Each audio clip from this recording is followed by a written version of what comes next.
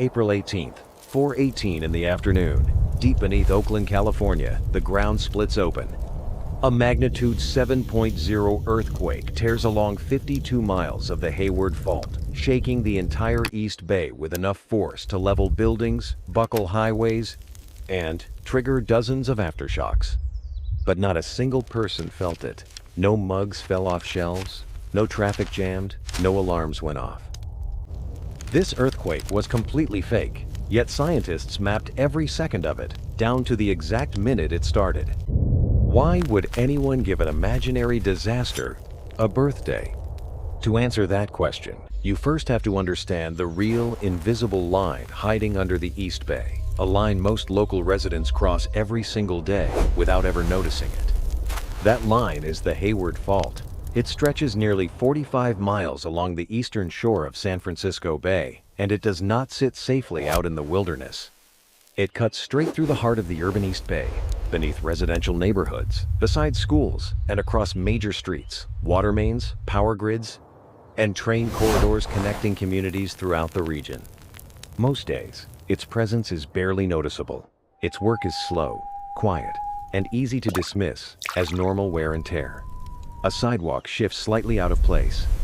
A brick wall develops a thin new crack. A freshly repaired pavement seam splits open again every few years. We measure that movement in millimeters, not news headlines. To many people, that slow, steady creep almost feels reassuring. If the fault is moving little by little, it must be releasing pressure safely, right?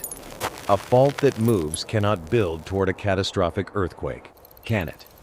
That is the dangerous illusion. The shifting curbs and cracked walls show only what is happening near the surface, in the upper few miles of the fault. They reveal nothing about what is happening deep underground. And the rock beneath the East Bay holds a violent memory most people have long forgotten. It was 7:53 on the morning of October 21st, 1868. That quiet, slow-moving fault snapped violently. Strong shaking lasted more than 40 seconds. Brick walls and chimneys collapsed across the bay. 30 people were killed. In the small town of Hayward, home to only about 500 residents at the time, almost every building was heavily damaged or completely destroyed. Back then, the entire Bay Area had a population of just 260,000 people. This was the Great San Francisco Earthquake, the defining disaster of a generation. Then 1906 happened. The massive San Andreas earthquake took the name and pushed the 1868 disaster out of public memory, while the East Bay continued to grow and expand directly on top of the fault that had caused it. Empty farmland became dense suburbs. Dirt roads became multi-lane highways. Water pipes, power lines, gas mains, commuter trains, fiber optic data lines, and emergency response routes were all laid across that same narrow, fault-ridden corridor. The risk never disappeared. It only became larger and more complicated. The question was no longer, can this fault destroy a small town?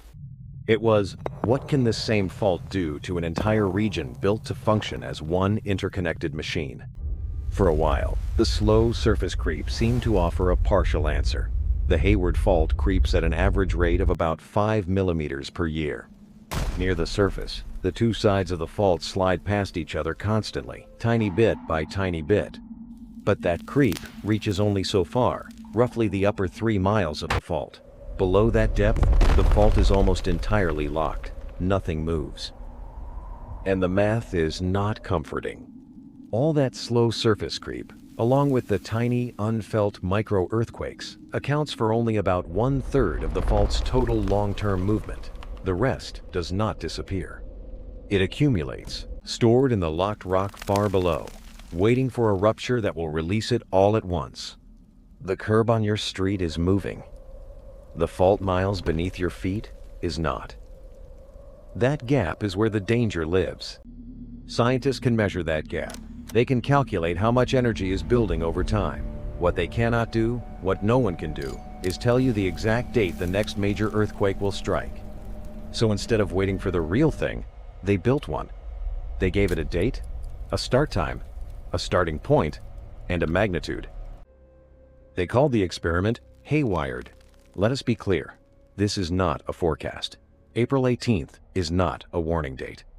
It is a scientifically realistic what-if scenario, built to pull a distant, abstract disaster into the present and force everyone to confront one simple question.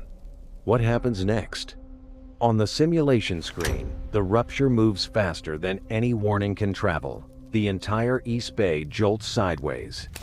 Soft, loose soil near the bay amplifies the shaking, transforming a sharp jolt into a long, rolling, destructive wave. Elevators freeze between floors. Older buildings shear off their exterior walls. Roads buckle and split open where they cross the fault line. Inside homes and offices, books, televisions, furniture, and appliances become flying projectiles before anyone has time to understand which direction the ground is moving. The direct damage alone is catastrophic. The scenario estimates hundreds of deaths, thousands of injuries, and tens of billions of dollars in building damage and immediate business disruption. Then, the shaking stops. The ground goes still. Dust hangs over streets that have suddenly fallen quiet enough to hear car alarms and hissing gas leaks from blocks away. People climb out from under desks, check on their families, step into the daylight, and ask the same question every survivor asks.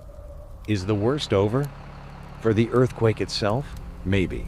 But this is where HayWired stops being only an earthquake story and becomes something far more unsettling. The model does not stop when the ground stops shaking, because the real disaster does not end when the rupture does. The HayWired scenario projects roughly 450 large fires breaking out across the region. To understand why that number is so devastating, follow just one fire. It begins in a damaged residential neighborhood, maybe a broken gas connection, maybe an electrical spark from a fallen line, maybe a water heater that tipped over and ignited something flammable. On a normal day, putting it out is almost automatic. Someone calls 911. Dispatch identifies the exact address. A fire engine takes the fastest available route. A nearby hydrant supplies all the water the crew needs. After this earthquake, every step of that process falls apart. The 911 call reaches an overloaded, damaged cellular network. Dispatch has only partial, outdated information about what is broken and where. The fastest route to the fire may cross a collapsed overpass or a street blocked by debris, and when the engine finally arrives, broken water mains have reduced hydrant pressure to almost nothing. The fire itself is no larger or stronger than a normal house fire. The city around it has simply become much slower to respond. And that is only the first layer. This is where the hidden dependencies of modern life close in like a trap. Water repair crews need clear, passable roads to reach broken mains. Road crews need fuel and working communications. Cell towers need electricity, backup batteries, generators, and regular fuel deliveries for those generators. Power crews need safe access to damaged substations. Hospitals have backup power, but that backup has a limited runtime. Every system has an emergency plan, and every emergency plan assumes that some other critical system is still working. That is the line between a problem and a catastrophe. A region can absorb one broken system. It can work around it. But when failures strike at the same time and erase one another's workarounds, everything grinds to a halt. A closed road is an inconvenience. A closed road, combined with low water pressure, a dead cellular network, and a hospital running on its last few hours of backup power, is a deadline. Every new failure narrows the available options until the options that remain are already broken too. HayWired is not just counting broken buildings and broken pipes. It is watching the available alternatives disappear, one by one. That is the hidden cost the shaking alone can never show. The Bay Area is not merely a collection of buildings and roads. It is a web of unspoken promises we take for granted every day. When you turn a tap, water will come out. When you call for help, someone will answer. When you need to reach a hospital, there will be a way to get there. When you flip a switch, the lights will turn on. When a business needs to operate, its systems will stay online. The Hayward Fault cuts straight through that web at its busiest and most interconnected points. Put this in real human terms. For the average East Bay resident in this scenario, water service is completely unavailable for about 6 weeks. For some people, it remains unavailable for 6 full months. Buildings that survived the shaking perfectly intact may still be unlivable for months. Businesses that made it through the earthquake without a scratch may close permanently during the disruption that follows. That is what paralyzed really means.